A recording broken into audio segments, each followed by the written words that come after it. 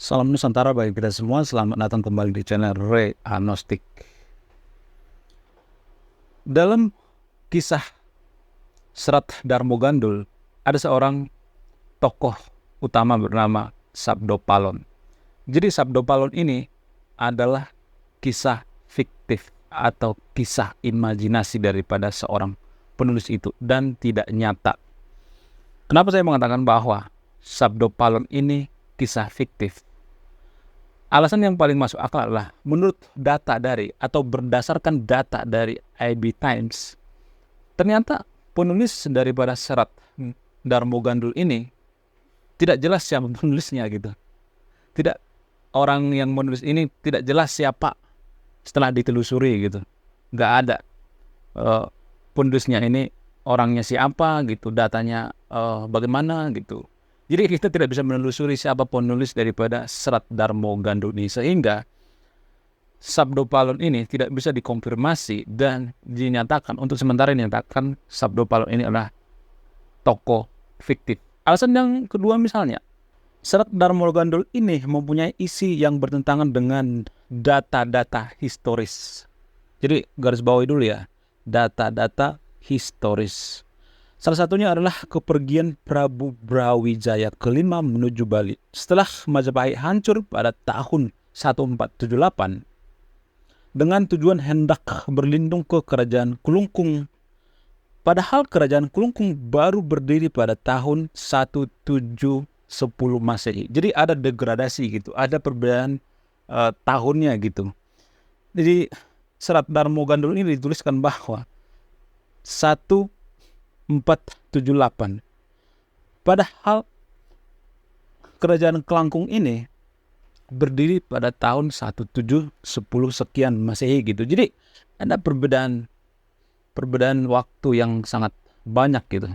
Tahun yang sangat panjang maksudnya. Ada sekitar 300 tahunan. Sehingga untuk sementara dikatakan bahwa tokoh Sabdo Palon ini adalah tokoh fiktif. Nah, yang jadi pertanyaan, apa sih sebenarnya tujuan daripada kisah Darmo Gandul ini? Apa pesan moralnya? Apakah hanya untuk membenci Islam? Apakah ini semacam propaganda Belanda gitu? Jadi kemarin ada yang request gitu, Bang, bahas ini dong, kisah Darmo Gandul atau Sabdo Palon. Apakah itu benar-benar propaganda Belanda? Jadi dia mengatakan bahwa sebenarnya ini bagian daripada propaganda Belanda gitu. Jadi saya akan mengkonfirmasi ya dari berbagai sudut pandang ya, apakah ini benar propaganda Belanda untuk menjajah Indonesia gitu. Jadi saya akan mengambil kisah Darmo Gandul ini atau kisah Sabdo Palon ini dari sudut pandang yang berbeda ya. Sebenarnya yang ngebahas Serat Darmo Gandul ini sudah banyak ya, tapi saya akan mencoba mengambil dari sudut pandang yang berbeda, yang jarang diambil sama orang. Apa itu? Sudut pandang sastra. Jadi saya itu backgroundnya itu adalah sastra. Saya waktu di kampus dulu kuliah itu jurusan sastra, sehingga ini benar-benar emang bagian saya gitu, emang keahlian saya. Jadi kisah Sabdo Palon ini mirip seperti kisah Laskar Pelangi ya. Kenapa saya mengatakan mirip ya? Karena sama-sama fiktif. Jadi bukan berarti saya mengatakan bahwa kisah Laskar Pelangi itu fiktif semua ya. Bukan ya. Akan tetapi ada satu orang yang bernama Lintang. Jadi Lintang ini setelah dikonfirmasi oleh penulisnya yaitu Andrea Hirata, ternyata Lintang ini kisah imajinatif atau kisah fiktif yang disengaja dihidupkan oleh penulis yaitu Andrea Hirata. Sama seperti Sabdo Palon ini. Kisah fiktif atau tokoh fiktif dihidupkan. Jadi dalam sastra itu ada yang namanya metodologi penulisannya. Ada yang penulisan menggunakan fiktif gitu, atau fiksi atau non fiksi. Tapi ada setelah akhir-akhir ini ada yang paling menantang gitu, yang paling berbeda gitu dari penulisan karya sastra seperti novel gitu, seperti kisah Darmo Gandul ini. Apa itu? Yaitu kreatif non-fiksi. Jadi kreatif non-fiksi ini dipopulerkan oleh Thurman, seorang penulis yang memperoleh Nobel. Jadi ini metodologi menulis yang sangat menantang ya, kreatif non-fiction. Jadi menulis itu kan biasanya ya, zaman dulu ya, sebelum abad 21 itu ya, atau abad 20 itu. Metodologinya itu aja, menulis menggunakan fiktif gitu, atau non-fiksi gitu. Tapi ini ada semacam kreativitas baru gitu. Apa itu? Kreatif non-fiksi. Jadi kreatif non-fiksi ini, penulis menggabungkan antara yang nyata dengan yang tidak nyata. Jadi semi nyata gitu. Kisahnya bisa dikategorikan semi nyata. Sama seperti kisah Darmo Gandul ini. Mungkin tempatnya atau orang-orangnya ada yang sebagian nyata gitu. Seperti Raja-Raja Majapahit gitu. Ada, namanya ada gitu. Nggak semuanya fiktif ya, nggak semuanya karangan ya, tapi ada sebagian semi. Tapi sebagian lagi fiktif gitu.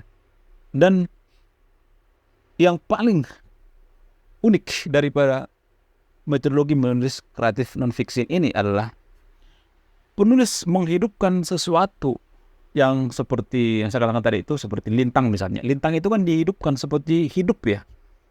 Padahal kan lintang kan nggak hidup ya. Lintang yang sangat cerdas itu yang di kisah Laskar Pelangi itu ya, di novel itu. Baca deh, karena saya lama meneliti ini. Karena ini bagian dari saya juga kan. Dulu saya sebelum tesis, sebelum skripsi, saya dulu pengen membahas Laskar Pelangi gitu. Tapi karena dosen saya menyarankan, ya bahas yang ini aja, jangan yang itu gitu. Jadi saya nggak jadi. Harusnya saya membahas kisah Laskar Pelangi. Apakah lintang ini ada atau tidak gitu. Jadi setelah saya meneliti bertahun-tahun, ternyata lintang ini kisah fiktif. Sama seperti kisah Darmo Gandul ini. Sabdo Palon itu bisa saya katakan bahwa itu adalah kisah fiktif. Nah, yang jadi pertanyaan, apa pesan moral daripada kisah Serat Darmo Gandul ini? Setelah saya mengamati ya, ada pesan yang sangat baik ya, pesan moralnya. Walaupun saya mengatakan bahwa Sabdo Palon ini adalah kisah fiktif, tidak nyata, tapi ada pesan moral yang sangat bagus ya kalau kita perhatikan. Apa itu pesan moralnya? Pesan moralnya adalah, jadi zaman dulu itu ada perseteruan antara Islam kejawen dengan Islam seperti sekarang ini. Islam kejawen, Islam seperti sekarang ini, atau Islam yang kearab-araban. Jadi mereka ini bukan berantem ya. Jadi beradu argumen gitu. Mana sih Islam yang sebenarnya? Kalau sekarang ini sama seperti Islam Nusantara kali ya. Islam Nusantara dengan Islam kearab-araban. Islam Nusantara itu lebih sesuai dengan karakter bangsa gitu. Lebih membudaya, lebih menghargai sesama gitu. Lebih pluralisme, lebih sesuai dengan karakter bangsa kita. Sementara mohon maaf ya, Islam yang ke Arab-Araban itu kan ya mungkin saja itu cocoknya di Arab gitu, bukan di Konoha ya. Jadi ada semacam perdebatan gitu. Nggak sampai berantem sih, tapi ada semacam duel argumen gitu antara Islam kejawen dengan Islam yang formal saat itu. Jadi makanya lahirlah kisah Darmo Gandul ini. Jadi secara tersirat kisah Darmo Gandul ini, kan di kisah Darmo Gandul ini Sabdo Palon itu berargumentasi ya dengan Raja Majapahit saat itu. Jadi secara singkat ya, Darmo Gandul ini mengatakan bahwa, atau Sabdo Palon ini mengatakan bahwa, ya udah kita kasih deh 500 tahun buat Islam Nusantara. Kita lihat apakah Nusantara ini maju atau tidak. Kalau nggak maju, ya kita ambil lagi seperti agama yang dulu gitu, agama Budi gitu. Jadi sebenarnya yang dikatakan daripada Sabdo Palon ini, walaupun tokoh fiktif ya, ada pesan yang sangat bagus ya. Yang dipesankan itu adalah orang Jawa itu, mereka itu sebenarnya bukan animisme gitu, bukan Hindu, bukan Buddha, tapi ajaran Budi. Ini yang ditekankan oleh Sabdo Palon ini, ajaran Budi. Ajaran Budi ini yang paling cocok dengan orang Jawa gitu. dengan Nusantara. Itu yang ditekankan oleh Sabdo Palon ini sebenarnya. Jadi bukan berarti dia membenci Islam ya, bukan. Ini cuma dual argumentasi. Karena saya melihat banyak narasi-narasi yang mengatakan bahwa Sabdo Palon ini anti-Islam, benci Islam. Enggak. Yang dikritik daripada Sabdo Palon ini bukan agama Islam, tapi cara atau tradisi, lebih tepatnya tradisi dalam beragama. Jadi kalau Sabdo Palon ini hidup di zaman sekarang gitu, kalau memang dia hidup gitu, dia akan menggunakan argumen-argumen seperti ini.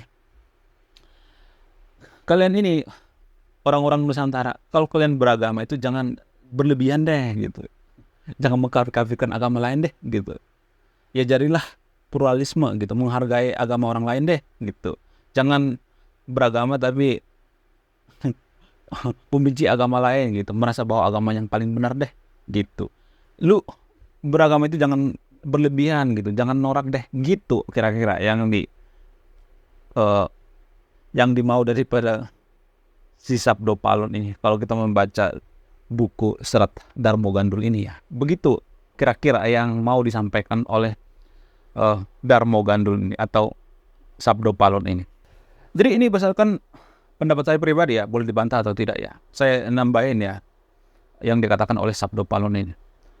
Besar dugaan saya ya, kalau misalnya kita tetap atau Nusantara tetap berpegang teguh pada ajaran Budi ya. Ini Budi ini berbeda dengan Hindu sama Buddha ya. Ini sudah sinkrenitas ya. Agama Budi ini sudah sinkrenitas, sudah menyatu dengan Nusantara gitu. Kalau Hindu itu kan lebih ke India ya. Kalau Buddha itu lebih ke China ya, dari luar ya. Atau seperti agama Siwa Buddha deh, agamanya Majapahit. Itu lebih ke Budi gitu. Karena gini ya, agama itu sangat mempengaruhi kemajuan suatu bangsa. Kenapa? Kenapa agama itu mempengaruhi kemajuan suatu bangsa? Karena agama itu mempengaruhi 90% mempengaruhi mindset orang-orang, mempengaruhi pola pikir. Jadi pola pikir ini mempengaruhi tindakan, tindakan mempengaruhi nasib. Jadi agama itu sangat mempengaruhi kemajuan suatu bangsa, cara berpikir, cara bertindak gitu. Kalau saya melihat ya, secara pribadi ya, kalau kita tetap berpegang teguh pada ajaran Budi ini, maka kita tuh jauh lebih maju. Mungkin kita sudah setara dengan ya di bawah China lah sedikit gitu. Kalau feeling saya ya, karena agama ini sangat mempengaruhi kemajuan suatu bangsa, mempengaruhi karakter gitu, mempengaruhi sifat-sifat gitu. Atau kita ambil contoh yang lebih filosofis lah, misalnya pertanyaan filosofis. Jadi ini saya sering mempertanyakan kepada teman-teman saya gitu, kalau saya berargumen gitu, apakah Bali itu bisa seperti sekarang maju, disukai oleh orang bule gitu, bisa seperti sekarang ini terkenal di luar negeri, bahkan Bali itu lebih terkenal di luar negeri daripada Indonesia. Jadi orang Barat itu bertanya, Bali itu di mananya Indonesia? Jadi orang Barat itu berpikir bahwa Bali itu bukan Indonesia, itu saking terkenalnya di luar negeri. Nah, yang jadi pertanyaan, apakah bisa Bali seperti sekarang ini maju kalau Bali itu tidak berpegang teguh pada agama Hindu Bali seperti sekarang ini? Atau agama Budi yang diturunkan oleh ajaran Nusantara kita? Apakah bisa seperti sekarang ini kalau misalnya dia beragama lain, misalnya beragama seperti mayoritas di Konoha misalnya? Apakah bisa seperti sekarang ini? Dugaan saya enggak, pasti berubah. Jadi itulah pengaruhnya agama itu terhadap kemajuan suatu bangsa, terhadap lingkungan gitu. Karena dalam agama Hindu di Bali itu ya sangat, atau agama Budi ya, sangat menghargai alam gitu. Terus karma gitu. Yang dua ini yang menurut saya yang berpengaruh, menghargai alam dan karma. Menghargai alam ini artinya menjaga alam itu tidak merusak, sehingga bule-bule di sana betah gitu, karena tidak merusak lingkungan gitu. Ini dipengaruhi apa? Dipengaruhi agama. Jadi saya sering memberikan argumentasi seperti ini, tapi ya susah dijawab juga sih, agak tendensius ya. Tapi ya ini menurut saya pengaruhnya agama terhadap kemajuan suatu bangsa sangat berpengaruh. Dan ini juga yang menurut saya bukan saya sarankan ya, menurut saya itu yang paling cocok dengan Nusantara itu ya agnostik ya. Bukan berarti saya mengatakan bahwa yang nonton video ini harus agnostik ya, bukan ya. Saya tidak ada tujuan mengajak sahabat yang nonton video ini untuk tidak beragama, tapi yang paling cocok menurut saya itu terhadap Nusantara itu agnostik, bertuhan tapi tidak beragama, lebih ke akhlak gitu, bukan ke, mohon maaf ya, ke pewahyuan gitu, bukan kalau saya melihat ya, agama Samawi ini lebih, bukan tidak cocok ya, lebih cocoknya di Timur Tengah menurut saya. Karena agama itu kan cocok-cocokan ya kalau menurut saya pribadi. Jadi yang paling cocok dengan Nusantara itu menurut saya itu agnostik ya. Tapi disclaimer dulu, saya tidak mengatakan bahwa yang nonton video ini untuk jadi agnostik ya. Bukan ya, bukan itu tujuan saya. Tapi jadi agnostik juga susah sebenarnya. Kenapa? Karena agnostik itu kan harus jujur ya. Jadi agnostik itu berorientasi pada kejujuran. Jadi jangan ditiru ya. Karena susah ya, jadi agnostik itu susah, harus jujur gitu. Itulah alasannya kenapa di luar negeri itu banyak agnostik. Ya tapi mereka kelihatannya lebih jujur gitu. Bukan kelihatannya, memang faktanya seperti itu. Lebih jujur daripada yang orang yang beragama sekalipun gitu. Seperti di Konoha gitu. Tiap hari teriak Tuhan gitu. Tuhan. Tapi banyak juga kan yang korupsi ya. Banyak yang penipu juga gitu. Banyak yang tidak jujur juga. Jadi ini sangat berpengaruh ya. Agama itu mempengaruhi kemajuan suatu bangsa. Jadi kalau menurut saya pribadi yang paling cocok dengan Nusantara itu ya agnostik gitu. Menurut saya pribadi ya. Karena apa? Karena berorientasi pada kejujuran yang paling utama. Terutama Konoha kan sekarang ini kejujurannya dipertanyakan ya. Karena nenek moyang kita sekalipun itu punya budaya korupsi ya. Jadi sangat cocok gitu. Sangat cocok dengan Nusantara. Jadi apakah kisah Serat Darmo Gandul ini propaganda Belanda? Ini berdasarkan requestan teman-teman yang nonton video ini ya, subscriber yang nonton video ini. Saya dulu sering ya di request gitu, bahas ini dong Sabdo Palau. Makanya saya bahas Sabdo Palau ini, Darmo Gandul ini. Sebenarnya kalau jujur ya, ini bukan propaganda daripada Belanda, bukan. Kisah Sabdo Palau ini dihidupkan bukan karena propaganda Belanda. Justru kalau boleh jujur ya, Belanda itu, mereka itu pengennya kita itu beragama guys. Kalau misalnya nih logikanya ya, kalau Belanda mengangkat kisah Sabdo Palau ini berarti artinya kita itu jangan beragama deh gitu. Itu kan tujuan daripada Sabdo Palau ini. Lebih baik berbudi deh gitu.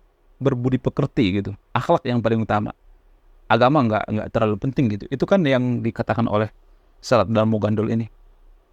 Jadi Belanda sebenarnya, mereka sebenarnya justru menyarankan kita untuk beragama.